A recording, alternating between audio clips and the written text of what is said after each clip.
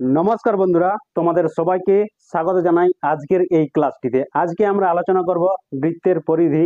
এটা হচ্ছে তোমাদের নবম শ্রেণীর 16 নম্বর অধ্যায়। তো এখানে বৃত্ত জিনিসটার কয়েকটা উদাহরণ দিচ্ছি, যে এরকম একটা জিনিসকে দেখতে আমরা বৃত্তাকার বলি, বা সেটাকে গোলাকারও বলি অনেক সময় আমরা। যেমন ধরে নিচ্ছি, আমাদের বাড়িতে যে রুটি বানানো হয়, প্রত্যেকের বাড়িতে বানানো হয়, রুটি বানানো হয়, সেটা দেখতে কেমন হয়? এরকম গোল আকারে দেখতে হয়।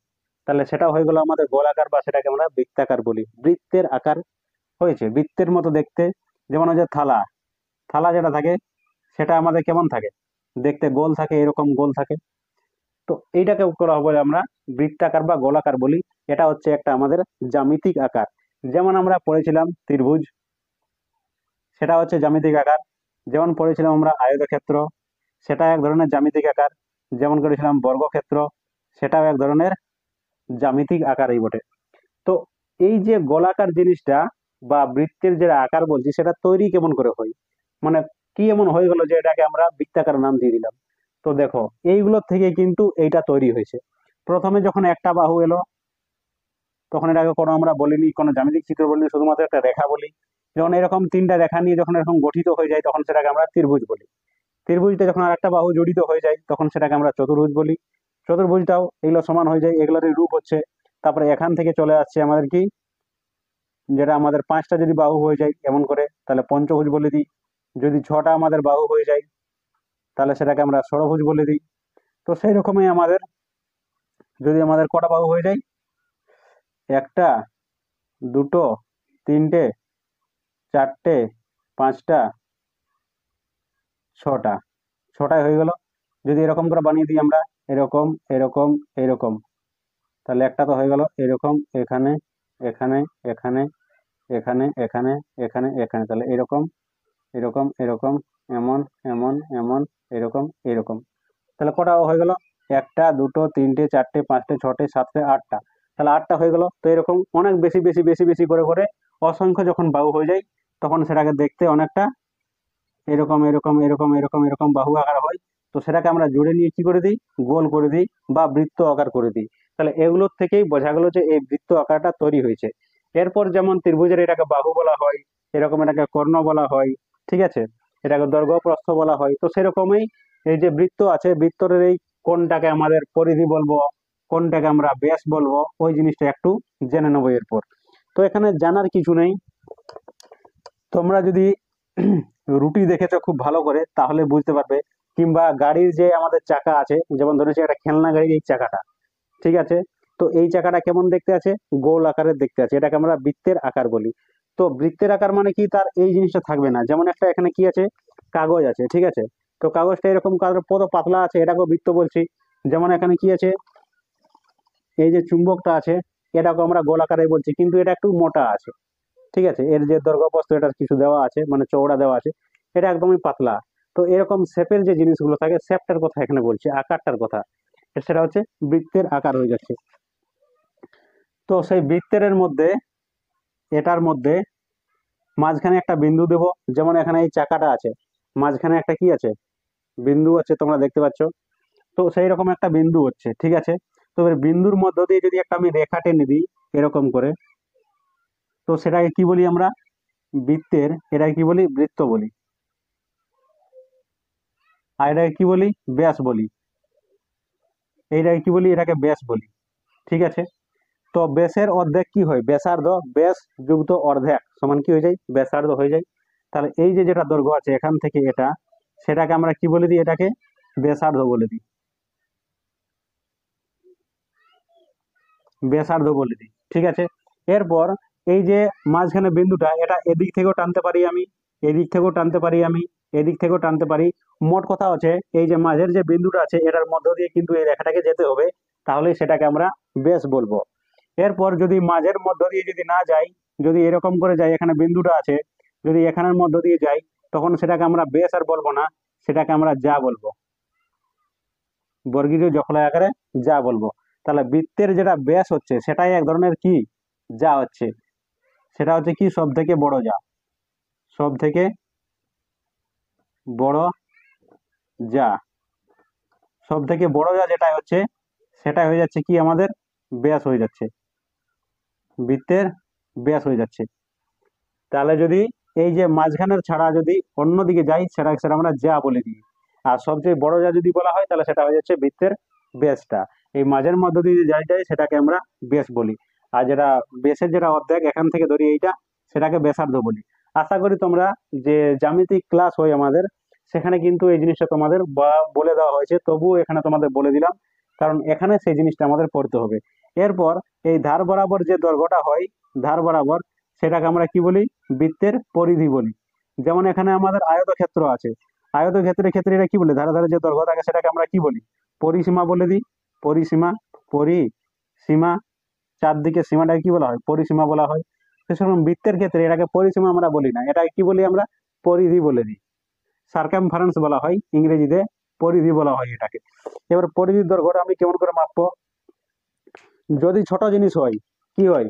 যদি ছোট জিনিস হয় তাহলে এরকম করে একটা যেটা মাপবো সেটাকে নিয়ে নেবো। যেমন এই খেলনাটা আছে, এটা কি গোল আকারে দেখতে আছে, মানে বৃত্তাকার আকারে দেখতে আছে।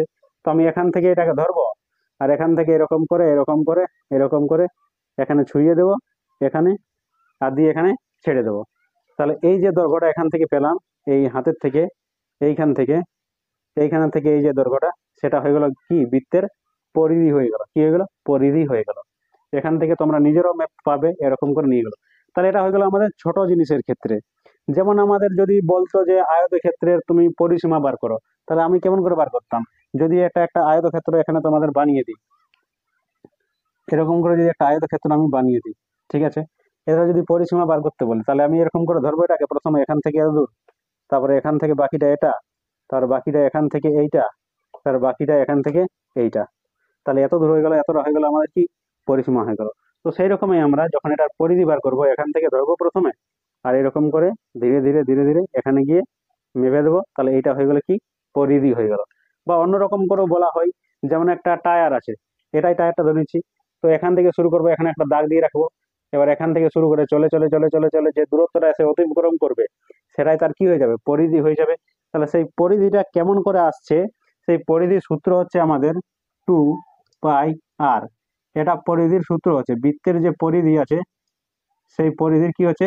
সূত্র হচ্ছে, পরিধির সূত্র হচ্ছে 2πr। তো এই সূত্রটা কেমন করে হলো, এরপর আমরা খুব ভালো করে বোঝার চেষ্টা করব। তাহলে এখানে তোমরা খুব ভালো করে বুঝতে পারলে, এইরকম আকারকে আমরা বৃত্ত বলি। বৃত্তের এইখান থেকে এই দূরত্বটাকে আমরা ব্যাস বলি। এই অর্ধেকটা যেটা আছে সেটাকে আমরা ব্যাসার্ধ বলি। আর পুরো এখান থেকে শুরু করে এইখান পর্যন্ত যখন আসবো, তখন সেটাকে আমরা কি বলি? পরিধি বলি। আর মাঝের যে বিন্দুটা সেটাকে আমরা কি বলি? কেন্দ্র বলি। পুরো জিনিসটা বোঝা হয়ে গেছে। এরপর খুব ধ্যান দিয়ে, মন দিয়ে এই ছকটাকে একটু বোঝার চেষ্টা করছি আমরা। এখানে কি করেছি? আমি প্রথমে কি করেছি, যে এরকম একটা বস্তু নিয়েছি, গোল আকারের, বৃত্ত আকারের আমি বস্তু নিয়েছি। বস্তু নেওয়ার পর প্রথমে কি করলাম? আমি স্কেল দিয়ে এখান থেকে এই দূরত্বটা মাপলাম, এখান থেকে এটা। তাহলে এইটাকে কি বলা হয়? এটাকে ব্যাস বলা হয়। তো সেই ব্যাসটা আমি এখানে লিখে দিলাম, সেটা কত হলো? 14 হলো। 14 হওয়ার পরে তার অর্ধেক কত হয়? 7। সেটা কি হয়? ব্যাসার্ধ। তাহলে সেটাকে আমরা লিখে দিলাম, হয়েছে। এরপর আমি কি করলাম? পরিধি মাপলাম। এটা পরিধি মানে কোনটা? এই বরাবর যেটা দূরত্বটা হয়, এখান থেকে শুরু করে মেপে নিয়ে এখান থেকে শুরু করে এইটা, তখন সেখানে বেরিয়ে গেল কত? সেটা সেটা যখন নাপলাম স্কেল এরকম করে সোজা করে যখন নাপলাম, তখন বেরিয়ে গেল কত? এটা 44 বেরিয়ে গেল, হয়েছে। 44 সেন্টিমিটার ধরে নিচ্ছি আমি, এমন করে বেরিয়ে গেল। তারপর আমি কি করলাম? এটার অনুপাত নিলাম। কোনটার কোনটার? পরিধি, মানে এখান যেখান দিয়ে এটা বার করলাম এই পরিধি, আর এই যে বেসটা আছে এখান থেকে এই দূরত্বটা, সেটা আমরা কি করলাম? পরিমাপ করলাম। এই যে এখান থেকে এই দূরত্বটা এটা, আর এখান থেকে এইটা, আমি অনুপাত নিলাম। অনুপাত মানে পরিধি, আর নিচে বেস, বেস মানে এইটা তোমাদের দেখালাম। তাহলে সেটা যখন কত বেরোলো? এখানে 44 পরিধি, এখানে বেসটা কত? 14। তাহলে কত কাটাকাটি করে 22-এর 7 এলো। এটাকে যখন আমরা ভাগ করছি, এরকম করে ভাগ করতে হয়। ভাগ তো তোমরা অবশ্যই জানো, ভাগ করে তোমরা দেখতে পারো এটা 7 এখানে 22, ভাগ করলে কত আসছে? এরকম আসবে। আরো এদিকে সংখ্যা আছে, কিন্তু এটাকে পুরোপুরি আমরা সমান বলি না, এরকম করে আমরা সর্বসম করে একটু বলে দিই যে ভাই এটা মোটামুটি প্রায় এইরকম একটা আসবে আমাদের সংখ্যা, দশমিক আকারে এরকম একটা সংখ্যা আসবে। পুরোপুরি সমান নয় যে এটাই আসবে, এরপর আরো কিন্তু আছে। তো সেরকম আমি কি করলাম? আমার একটু মনে খেয়াল জাগলো কিছু, যে না, অন্য যদি একটা বৃত্ত নিই, তাহলে আরেকটা যখন আমি নিলাম, আরেকটা বৃত্ত, তোমরা আরো বৃত্ত আলাদা আলাদা মাপের নেবে।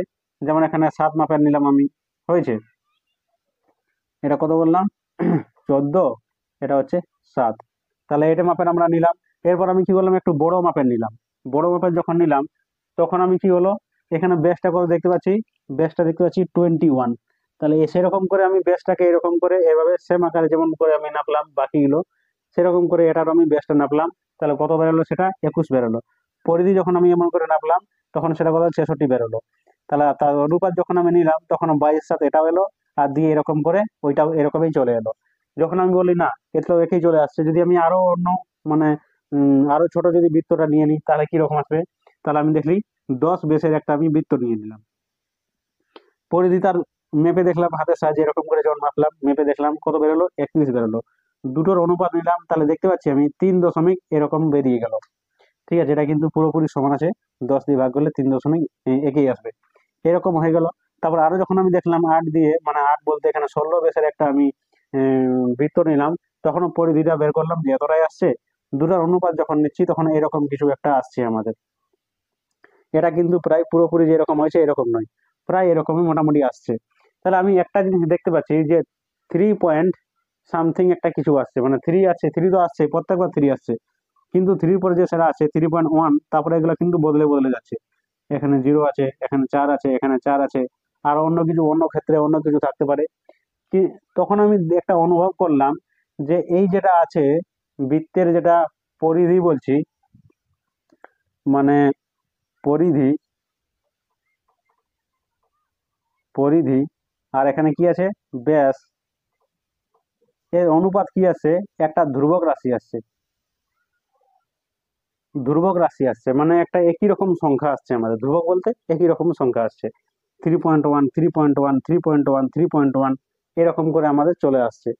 তখন আমি কি করলাম, এই যে ধ্রুবক যেটা আছে সেই ধ্রুবকের জায়গাতে আমি পাই বলে একটা জিনিস লিখে দিলাম, পাই।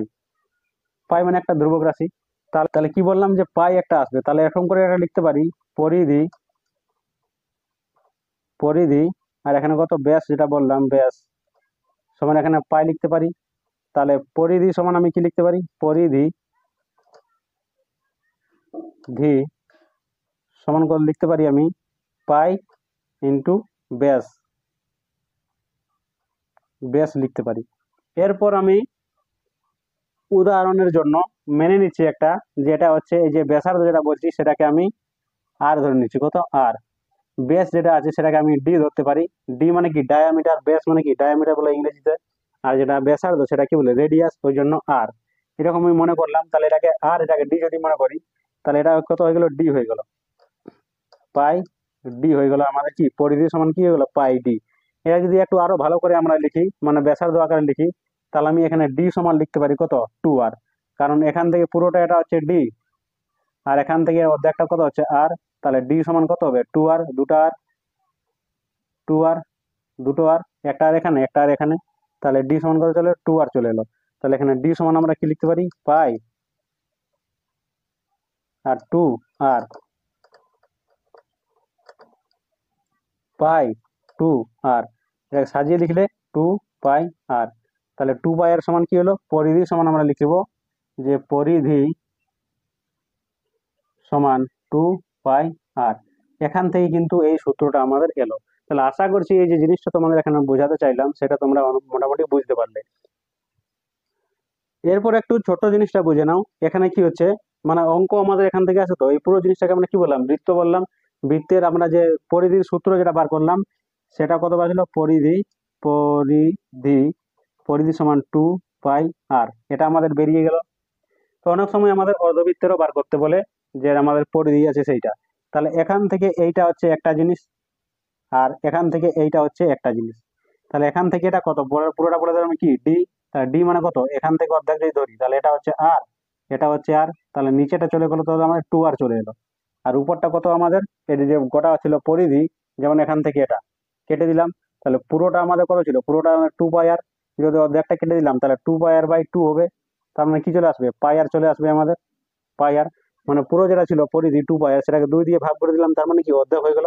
কোনো জিনিসকে যদি আমাকে দুভাগ করতে হয় তাহলে 2 দিয়ে ভাগ করে দিই, তো সেরকম পরিধিটাকে আমরা 2 দিয়ে ভাগ করে দিলাম, তখন পাই আর চলে এলো, পাই আর চলে এলো। এরপর যখন এটা কেটে গেল তখন তো এটা পড়ে গেল নিচের দিকটা, 2 খাড়া হয়ে গেল, এটা এরকম করে উপরে এক খাড়া আর এরকম করে নিচে এক খাড়া, আলাদা আলাদা হয়ে গেল। তো এর যখন পরিধি বার করবো তখন এই ধার বরাবর হবে এটা এটা এটা, এখান থেকে আর এইটা চলে আসবে, কারণ এখান থেকে এটা কাটা হয়ে আলাদা হয়ে গেছে। তো তো সেই জন্য এখান থেকে এটা হয়ে গেল 2r, আর এটা হয়ে গেল আমাদের কত, পাই আর।